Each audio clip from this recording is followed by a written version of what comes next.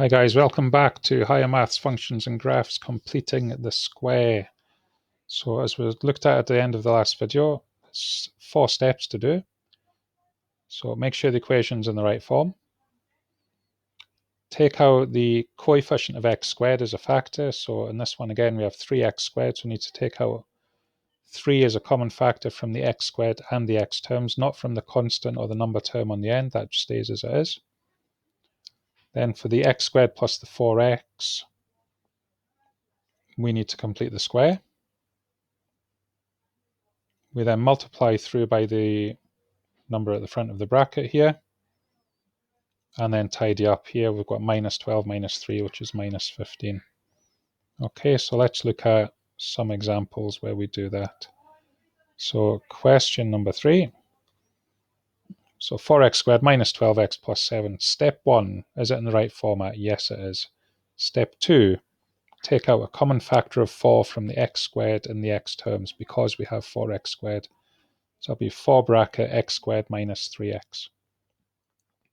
Still got plus 7, we don't touch that 7. So then complete the square on x squared minus 3x.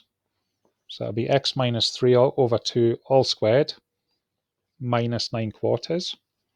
Again, guys, if you need to expand this bracket, remember bracket multiplied by bracket for bracket squared, then subtract 9 quarters from it, and you will see that you get x squared minus 3x.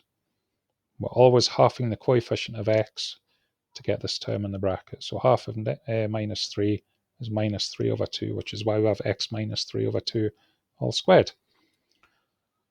Next step, multiply the square bracket by 4. So 4 multiplied by bracket squared, 4 multiplied by minus 9 quarters, is just minus 9, plus 7, then we just tidy up here to get 4 bracket squared minus 2.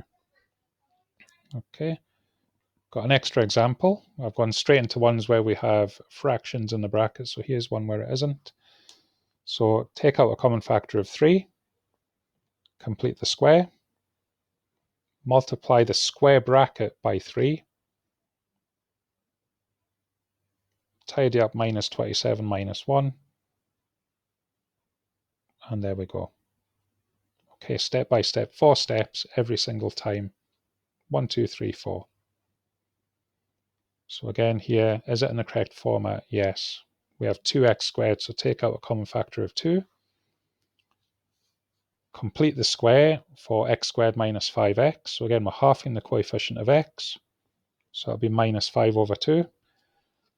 Square that bracket if you need to. If you don't need to, you can just write the minus 25 quarters. We could do some working over here if we wanted to. Multiply through by 2. So 2 brackets squared, and then if we double quarters, if we multiply quarters by 2, we get half. So minus 25 over 2 plus 9. And then tidy up. So here, guys, instead of adding 9, I've thought of that as adding 18 halves, because 9 wholes is 18 halves. So that's where the negative minus 7 over 2 comes from. So 2x minus 5 over 2 all squared minus 7 over 2. Right. Excellent opportunity in question 5 for an error. Okay. Take out a common factor of negative 4. Okay. So remember here, negative 4 multiplied by plus 5x gives us the x term here of minus 20. Okay, so be very, very careful with this. Multiply out in your head just to check that you're going to get negative 4x squared minus 20x minus 13. Okay, and once we've done that, we complete the square again. Multiply through by the negative 4 at the front. So remember, a negative multiplied by negative gives a positive here. If I'm multiplying quarters by 4, we'll just get wholes. And then minus 13 at the end. Okay, guys, so each time, 4 steps.